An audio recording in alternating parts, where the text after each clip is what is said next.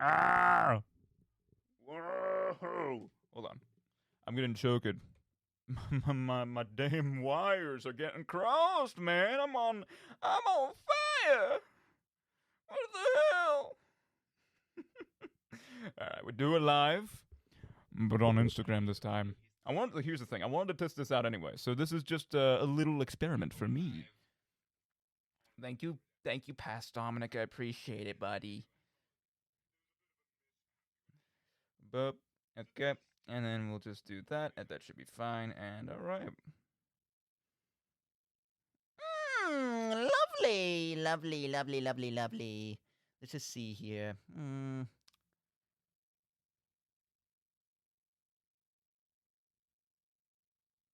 do we do live? What the hell? Hold on. Hopefully I didn't just debate everybody and pretend it's live when it's actually not live. That'd be so silly. That'd be freaking silly. Hey, Future Dominic here. That is exactly what happened. Unfortunately, there was a scheduling conflict for this episode, and I couldn't actually do it live. So I spent about 15 minutes just trying to actually futz with the, Instagram Live and other stuff like that. Extremely excruciating and annoying. So how about we do this? This is just a teaser episode for the episode 2 episodes from now about Silksong. You are an old man. Anyway, I hope you enjoy this episode, everybody, and forgive me for my absolute buffoonery. What does that mean, dude? What does that mean? Hold on. Hold. Pause.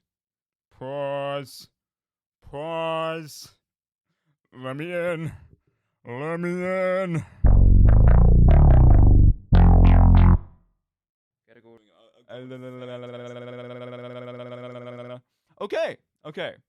I think, whatever, we'll just roll with it. If people want to join, that's fine. It's going to be recorded anyway, so you can listen to that on Spotify and Apple Podcasts. But we're doing it live on Twitch. Twitch.tv/Dermonique with a QUE at the end. I don't know specifically if this is going to really work. I don't care. That's fine. We're talking about Silksong.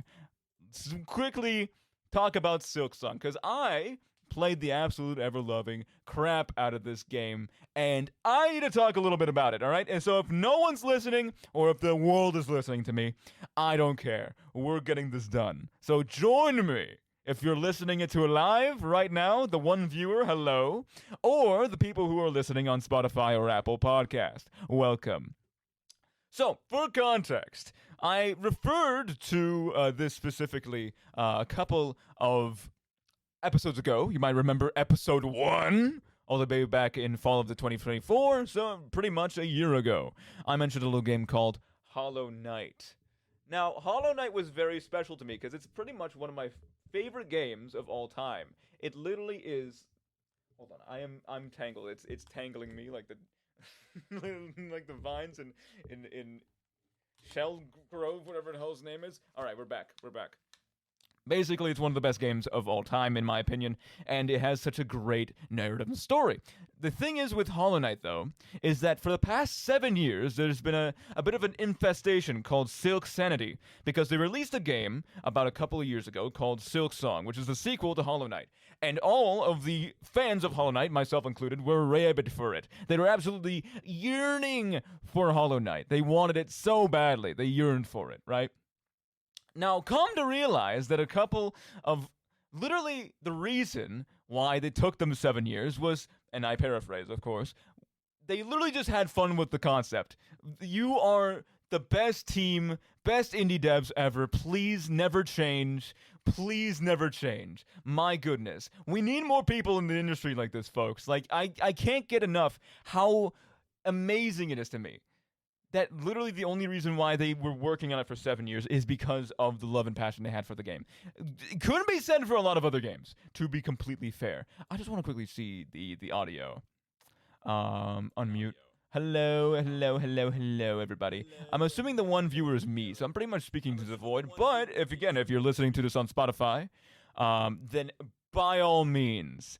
Next time we'll be doing this, it'll definitely be a little bit more cohesive in a lot of senses. So keep that in mind. Besides the point, I don't even know if the link works. I'm just rolling off my tongue right now. We'll see. I don't know. It really depends on a lot of things. You know what? I could actually get Nate to quickly click on a link just to make sure it works. I'll be right back.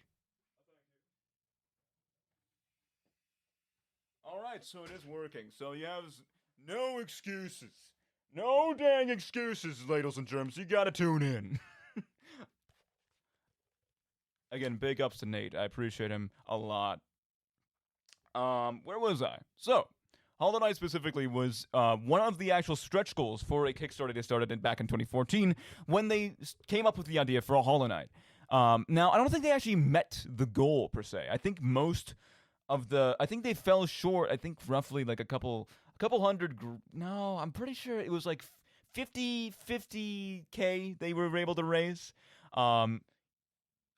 Specifically New Zealand currency. So that's whatever that translates to. But granted, they never actually met the goal. But of course, because they just love the passion of creating games, they did it anyway, just because they enjoyed the world they made. It's absolutely wonderful what this team did, and I completely, absolutely love it. I wish again I had more time, but we'll do with the time what we have.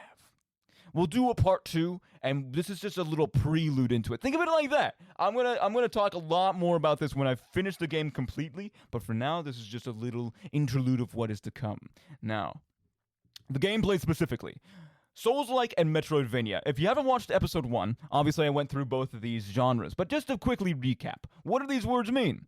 Metroidvania is a specific video game called Metroid that popularized the genre of a Metroidvania, which included a bunch of 2D dungeons that had a bunch of different chambers that you had to enter and explore individually, right?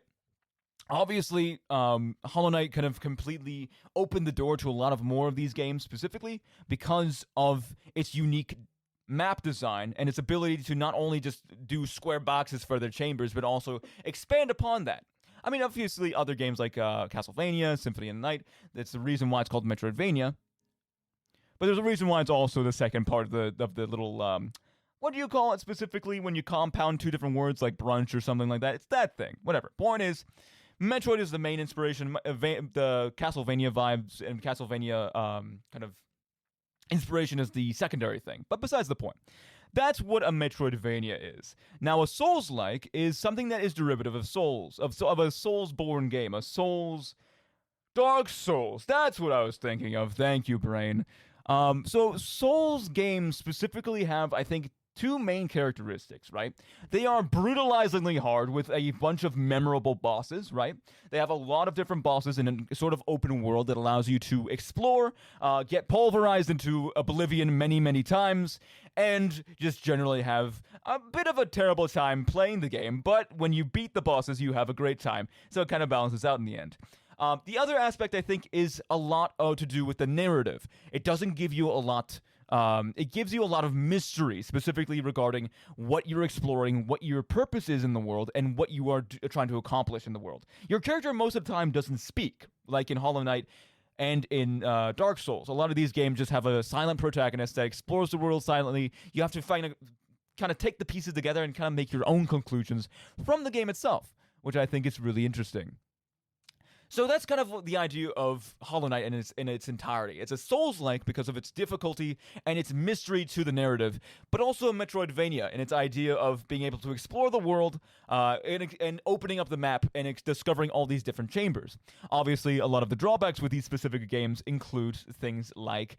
backtracking, for example. Metroidvanias are infamous for this type of thing. You unlock specific abilities throughout the games, right? You can get the double jump in a specific chamber, or you go to another location and you get like a wall jump, right? And stuff like that. It kind of opens up as you play the game. However, there's going to be other places that you could go back to, backtracking, as it were, and try to explore for yourself. However, this can be quite tedious if you don't know specifically, if you have a very boring idea of exploration in a lot of senses. I think a lot of the reason why backtracking is kind of what's the word?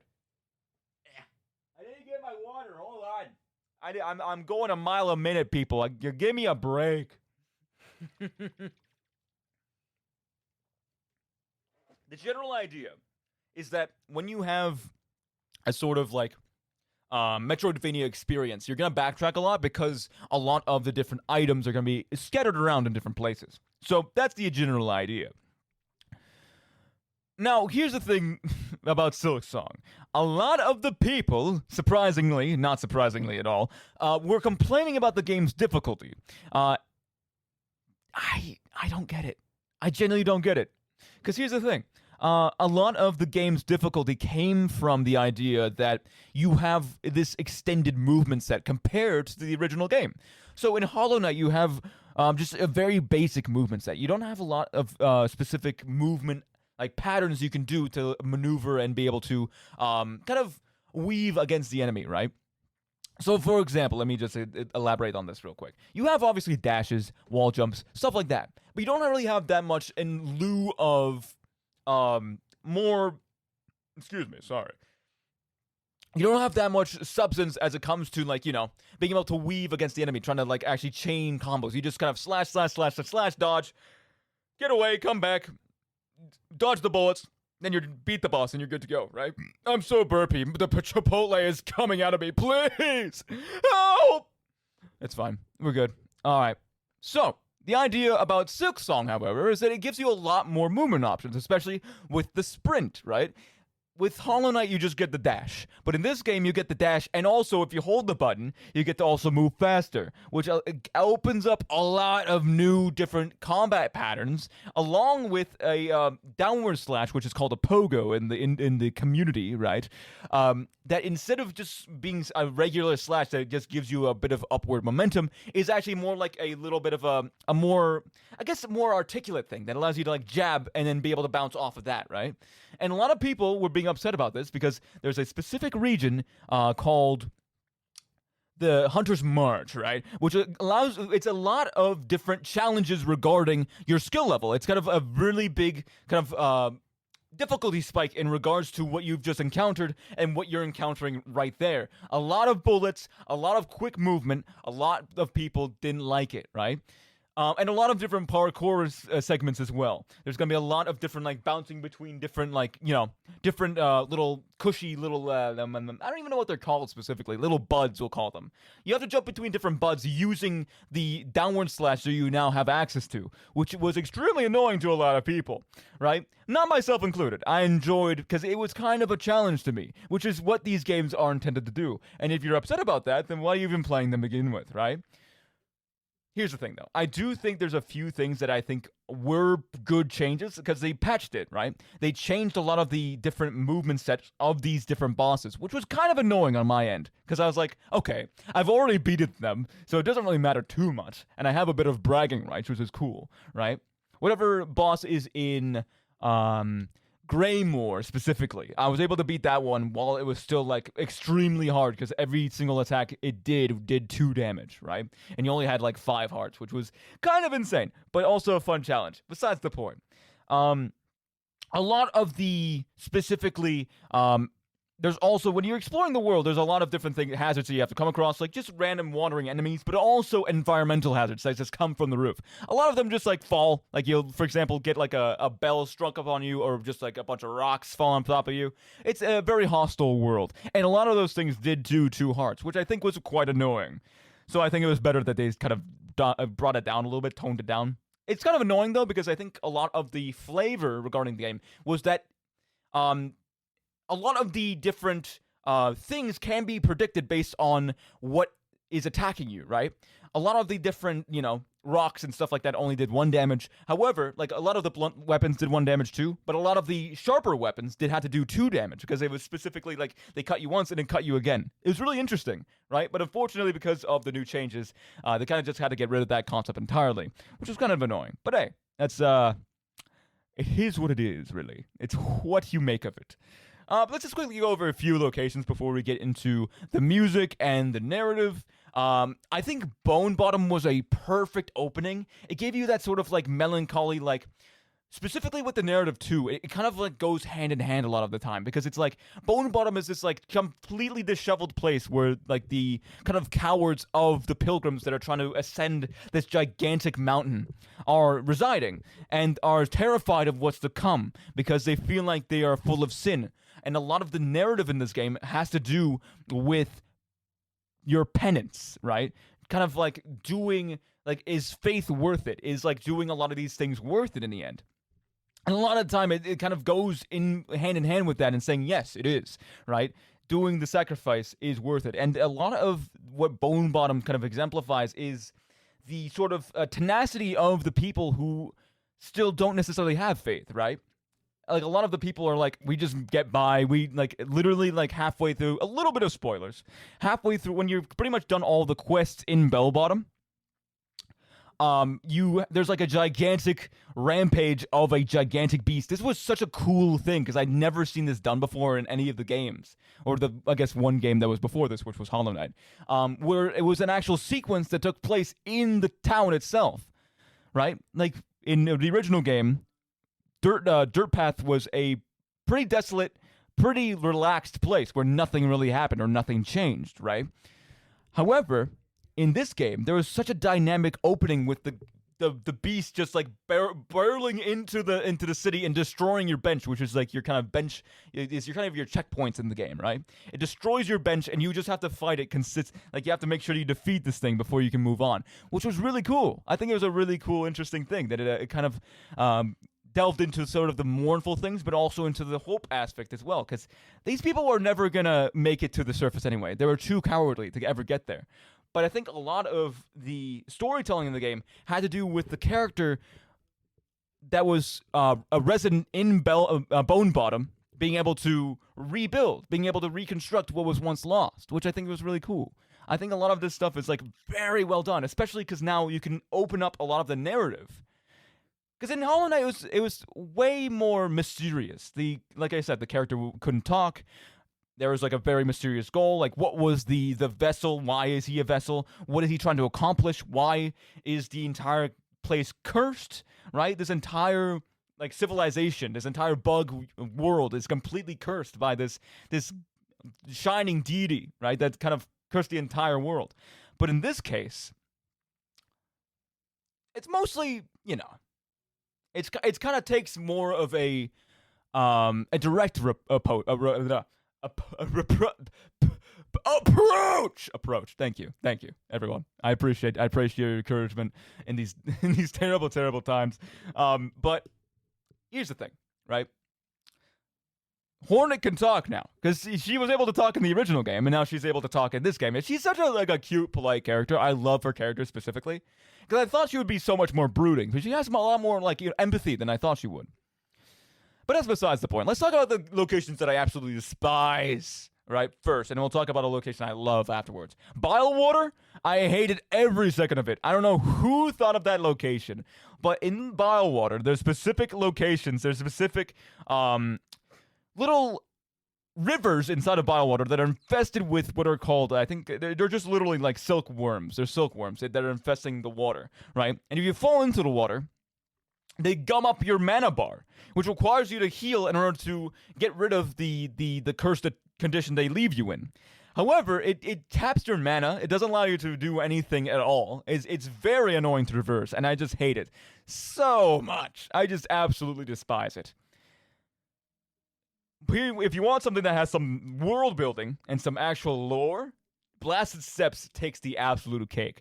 They recently opened up I recently opened up a new zone in that specific location. Oh, it's so good. I love deserted places. Like, I love abandoned civilizations. I love being able to like uncover what was once lost and seeing like all the different things that they were, you know, what they believed in, what they, you know, specifically worshipped, what they idealized in that specific society. It's so well done. I love it so much, right? This like kind of coral-infested location that was taken over by sand and kind of drought. I just love it so much. So those are my kind of takes. Again, we're gonna do another take of this because I obviously didn't realize that it wasn't. This was for the context, by the way. Apparently, I think I wasn't listening properly because apparently this was not supposed to be an actual live episode. There is actually another live episode happening right now on Radio Laurier, so if you're interested, to the one viewer who's listening right now, you can listen to both at the same time, and tell me your opinion afterwards if you didn't get complete a disorientation from it. You're welcome. So we're just trying this out. I'm interested seeing specifically how, if I can tap into the sort of actual live market and seeing if more people could show up, I could get more interactive elements with like Twitch integration and stuff like that. That could be really interesting. A really interesting kind of pivot into the show. So we'll see. Where was I? Oh yes. So just to wrap it up, because we have another show after this, if you wish to stick around. That one will actually be at radiolaurier.com/airtimepro. So if you want to check that out, be my guest. I'm pretty sure the after-class students are doing fantastic work, so I will be sure to also tune in. But let's quickly talk about the music. I love the music. Blasted Steps takes the cake, though. I do love Blasted Steps so much. It's kind of like that weird, kind of ominous... It kind of gives me Disco Elysium vibes, especially with the kind of choir in the background. It's so well done. I love it so much. A lot of like what Chris Larkin is able to do now, because he has more funding, he has a lot more tools and elements he's able to utilize in this kind of stuff. He doesn't have to just rely on samples. Is like it just opens up so much now, right? If you have an actual choir, if you can do these things like recorded and stuff, it just takes the cake. The boss music is wonderful. I've been trying to find specific leitmotifs because a lot of Hollow Knight's music has a lot of leitmotifs, especially regarding like a lot of the kind of callbacks it has with a lot of its other songs. For example, Dirtmouth and Green Path. Just take a listen to both of those if you have time. You can definitely see like the different elements of what make those interesting, right?